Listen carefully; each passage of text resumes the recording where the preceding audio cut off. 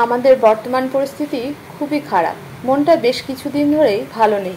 রান্না কি করব সেটাও ভেবে পাচ্ছি না, কিন্তু খেতে তো হবেই। আর রান্না যেদিন আমরা করি সেদিনের ভিডিও দেওয়াটাও সম্ভব হয় না, তাই বেশ কিছুদিন আগে থেকে আমাদের রান্না করে রাখতে হয়। আপনারা যেদিন এই রান্নাটা দেখবেন তখন পরিস্থিতি কেমন থাকবে আমরা জানি না, কিন্তু আমরা ভগবানের কাছে প্রার্থনা করছি তাড়াতাড়ি যেন এর থেকে মুক্তি পাই আমরা। আজ আমি সমাজশ্রী চলে এসেছি রোজকার রান্নাঘরের মতো আমার রান্নাঘরে একটা নতুন রেসিপি নিয়ে। আজ তৈরি করব চিকেন কিমা দিয়ে মসুর ডালের বড়া।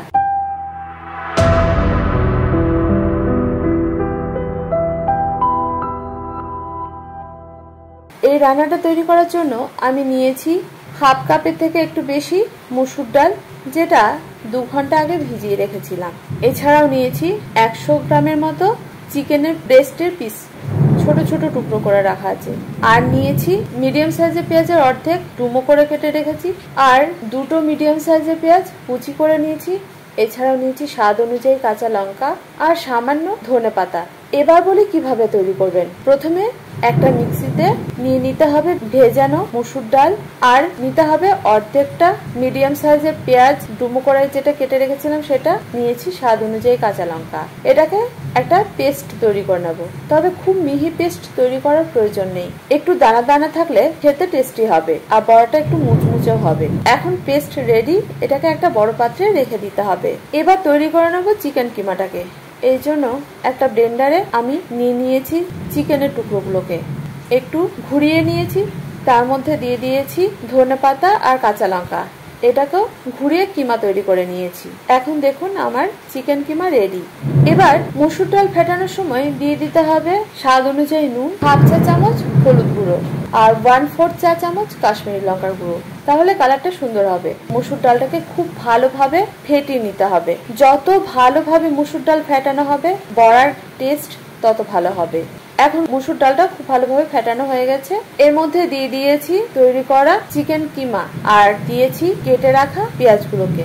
এগুলোকে খুব ভালোভাবে মিশিয়ে নিয়েছি মসুর ডালের সাথে। আমাদের বড়া তৈরি করার জন্য মিশ্রণটা রেডি। এখন আমি একটা ননস্টিক প্যান গরম হতে দেব। এর মধ্যে দিয়ে দিয়েছি পরিমাণ মতো সাদা তেল, চাইলে আপনারা সর্ষের তেলও করতে পারেন। যতক্ষণে তেলটা গরম হচ্ছে ততক্ষণে আমি ওই মিশ্রণে যোগ করেছি 1/4 চা চামচ গরম মশলা গুঁড়ো। এই গরম মশলা গুঁড়োটা আপনারা দিতেও পারেন, নাও দিতে পারেন, তবে দিলে বড়াটার টেস্টটা অনেক গুণ বেড়ে যায়। এখন এটাকেও খুব ভালোভাবে মিশিয়ে নিতে হবে।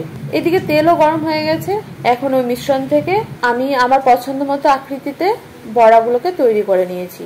আর ভাজার সময় আঁচটা হালকা থেকে মিডিয়ামের মধ্যে রাখবেন, তাহলে বড়াটা খুব ভালোভাবে তৈরিও হবে আর খেতে টেস্টিও হবে। এখন এটাকে ধৈর্য ধরে উল্টে পাল্টে ভেজে নিলেই এই বড়া রেডি।